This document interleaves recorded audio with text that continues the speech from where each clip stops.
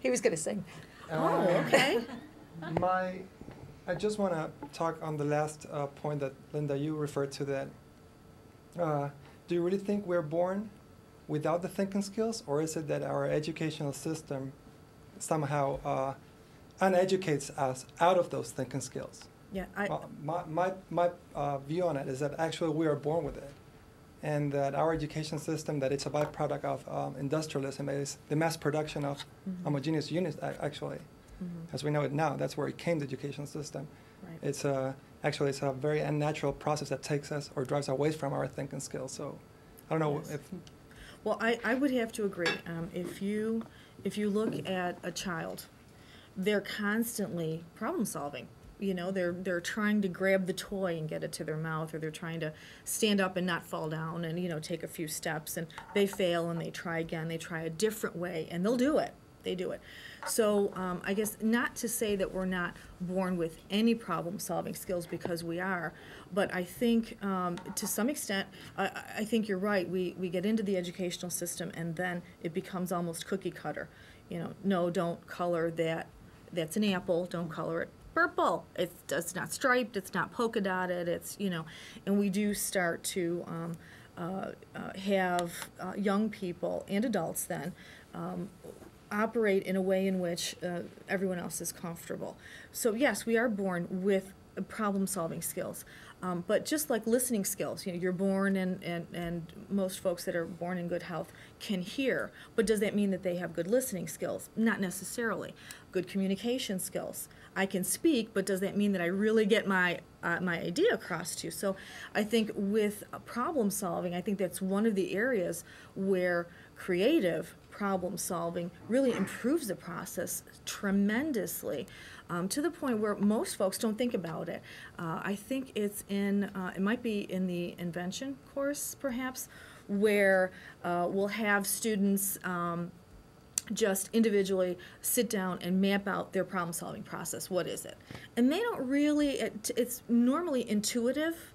It's not something that they've taken the time to really think about and map out and you know, identify different steps in the process. So they can solve a problem, but they're not really sure how they got there. And if it's a really big problem and a real challenge, they may get stuck in that knee-jerk reaction and not have a way to get out of that. And I think the creative problem-solving process gives them that tool. So I'm not trying to beat around the bush, but I do believe that they are born, you know, with some problem-solving skills. We all are, but you know, over time, it's not really emphasized, I don't think, throughout the educational system, like other skills that I think, you know, the kids need. They don't learn how to interview well. You know, there are a lot of things that they just don't get. But I think not teaching the creative problem-solving process is certainly much more critical than teaching them to shake hands, you know, when they meet their interviewer. So I kind of agree with you. To piggyback on what you said, I had a student once, a 6th grade student, that said, she was one of my students when I was a gifted specialist, and she said, because I was showing her the information, you know, the data about the 4th grade slump, and she said, I don't think it's because 4th graders are less creative than kindergartners. She says, I think that the organization, like what you're saying, the organization has taken the creativity and not valued it. So that the creativity is still there, but what we've done in school is we've said, you need to be like other people, you need to do it this way. We've institutionalized them. Yes. Her words, we institutionalized the creativity out of them. And so, I mean, and this was, how old is she, 12? Wow. Well, we're going to put her on TED.com. Really? Yeah. But I also think that I've also seen over the years, I've had 5-year-olds who are highly creative, very intuitive, really good thinkers. And I know adults who are not good thinkers. So are we born with it? I think that, but adults who are not good thinkers, I think that if we give them some strategies, that we can help them become better thinkers. So it is something that I think we can develop. And that goes back to the difference between Piaget and Vygotsky, because Piaget said, you know, you wait this is how you're going to develop cognitively, and this will happen. And Vygotsky said, no, we can cause it to happen. If you do certain things, you can cause that cognitive development to happen earlier, and that I believe that's true. So to kind of build upon this, my name's Aaron, final semester here in the Creative Studies program. You guys are talking about the process of self-efficacy. In there they have efficacy beliefs, and then they finally have the next step where we have like the institutionalized beliefs that are associated with that. Basically a person says, if I do this behavior, is it something that's going to be rewarded, or is it going to be punished, or is it going to be ignored? I was wondering, what are some of the steps that you guys use in your teaching practices to help kind of foster the positive self-efficacy beliefs that they can achieve certain actions or be creative? One of the things that we that's part of the DI curriculum, the curriculum course that I taught last semester talks a lot about, well, there's an emphasis on the gifted and talented population, but as we're finding out, the differentiated instruction strategies work all the way across the board. But one of the things that we really focus on is the environment, the classroom environment. And I think what I try to get across to my students is that, you know, you want every kid that comes in that classroom to be able to leave their baggage, check everything at the door, and to come in to an environment that makes them feel safe, makes them feel important, makes them feel valued. And that's going to look very different for every kid. But I think maybe that's what you were talking a little bit about, just the environment. That's how I feel like the environment is a huge part of it, because you can teach till you're blue in the face all these incredible strategies, but if you don't foster an environment where you know those kids are really happy and comfortable there, they're not going to take any learning out of that.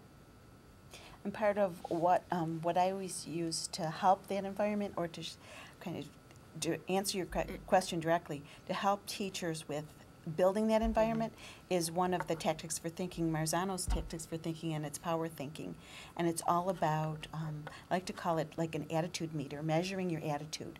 And the bottom of the attitude is, I won't, and I can't. And then it goes up to, I don't know how to do this, up to, I can and I did. And we actually made a thermometer out of it, and put it on the wall in the classroom, and talk about, you're not allowed to say I can't. You can say I don't know how, I need help, whatever, but raise your attitude and be aware of that attitude, of what is your attitude about learning right now in this classroom. And sometimes that's what's getting in the way, not because you don't understand the math, but because you're saying I can't, and because you're saying I can't, your chances of being successful are that much lower because you're not going to try. So that's the one thing that's one of those strategies that teachers say, wow, that's the greatest thing. Can I put that on my wall? Or parents, can I have one of those attitude meters for home? You know, for all of us, right? We all need an attitude meter. But that's, I mean, a quick little answer to yours that really works well.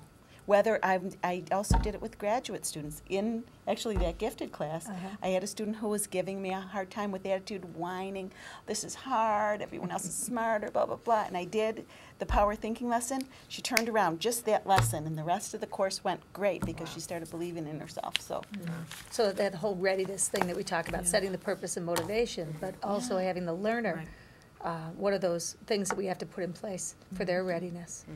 Well, and in the classroom, the teacher sets the tone. In the organization, the leader is going to set the tone. And it isn't necessarily just the person at the top, the president, the CEO. You know, every unit has a leader. And so each of those individuals really have a lot of control that they don't realize they have, but a lot of power over the folks that they are, quote unquote, leading. So it is important in that environment then to set the right tone and to nurture folks. One of the things that we do encourage folks to remember is that it's okay to fail. You know, if you make a mistake, you can't beat your people up because they made a mistake, unless you never want them to speak to you again and never want them to bring you ideas, you know, or work on improving anything in the organization, that's a big no-no. But that's part of it. I think if you're talking about self-efficacy, an individual has to see that it's okay to fail. It's not the end of the world. There is life after that one mistake, and they can recover. But it's difficult.